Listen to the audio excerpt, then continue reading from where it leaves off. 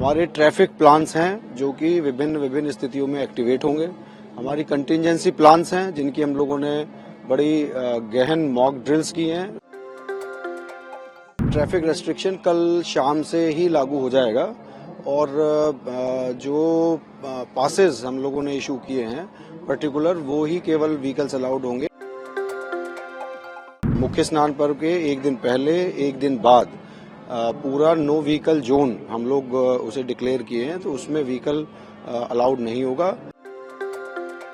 कोई VIP protocol नहीं है और कोई 4 पहिया वाहन 2 पहिया वाहन वो मेला क्षेत्र में नहीं रहेंगे। संगम नगरी प्रयागराज में 13 जनवरी से महाकुंभ शुरू होने वाला है। पूरी दुनिया का ये सबसे बड़ा जन समागम 26 फरवरी तक चलेगा। इस बार के महाकुंभ में लगभग 45 करोड़ श्रद्धालुओं के शामिल होने की संभावना है। इस विशाल जन समागम को देखते हुए पूरे प्रयागराज में सुरक्षा व्यवस्था के पुख्ता इंतजामात किए गए हैं। 12 जनवरी की सुबह 8 बजे से ही पुलिस फोर्स मेला क्षेत्र के निर्धारित स्थानों पर तैनात हो जाएगी। सरकार की सुरक्षा व्यवस्था के मद्देनजर तैनात होने वाले जवानों को आज ब्रीफिंग दी गई। बता दें कि प्रयागराज को जोड़ने वाले 7 मार्गों तथा सीमावर्ती जिलों में अवैध सुरक्षा का बंदोबस्त किया गया है।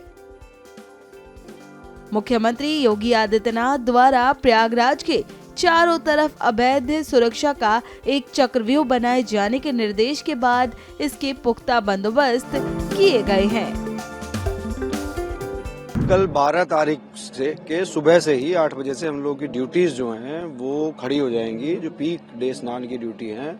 और आज हम लोगों की फोर्स की ब्रीफिंग चल रही है। जितनी भी फोर्स तैनात है, सभी हमारे राजपत्रित अधिकारी, सभी हमारे थाना प्रभारी, चौकी प्रभारी और सेंसिटिव लोकेशंस पे, बैरियर्स पे जो फोर्स है उन पे जो तैनात पुलिस कर्मी है वो बुलाए गए हैं। इनकी डिटेल में ब्रीफिंग की जा रही है। हमारे ट्रैफिक प्लान्स हैं जो कि विभिन्न स्थितियों में एक्टिवेट होंगे। हमारी कंटिजेंसी प्लान्स हैं जिनकी हम लोगों ने बड़ी गहन मॉक ड्रिल्स की हैं विभिन्न कंटिजेंसीज को निपटने के लिए। उनके संबंध में पुनः यहाँ पे ब्रीफिंग करी जाएगी और हम लोग पूरी तरीके से तैयार हैं। कल सुबह 8 बजे से हमारी ड्यूटियां जो है वो मुस्तैद खड़ी हो जाएंगी। ट्रैफिक रिस्ट्रिक्शन कब से लागू होगा, क्या क्या है इसमें? देखिए, ट्रैफिक रेस्ट्रिक्शन कल शाम से ही लागू हो जाएगा और जो पासेस हम लोगों ने इशू किए हैं पर्टिकुलर वो ही केवल व्हीकल्स अलाउड होंगे, लेकिन पीक डे पे कोई वाहन अलाउड नहीं होगा। मुख्य स्नान पर्व के एक दिन पहले एक दिन बाद पूरा नो व्हीकल जोन हम लोग उसे डिक्लेयर किए हैं, तो उसमें व्हीकल अलाउड नहीं होगा। जो पैदल तीर्थ यात्री आते हैं स्नान के लिए काफी बड़ी भारी संख्या में, उनकी जो सुविधा है वो सर्वोपरि है कि उन्हें कोई दिक्कत ना हो और सभी लोग अच्छे से आएं और सकुशल स्नान करके लौटें।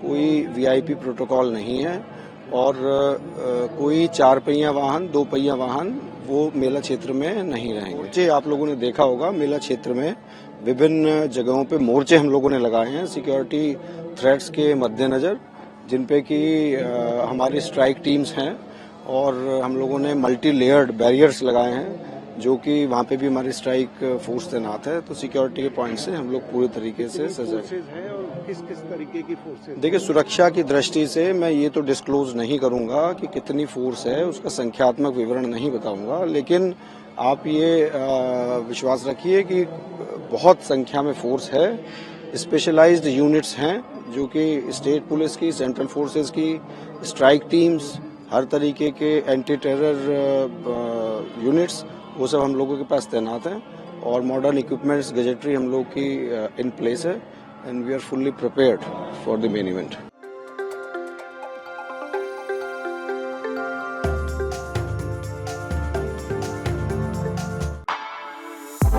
For exclusive and insightful videos, subscribe to our new channel ABP Live Premium.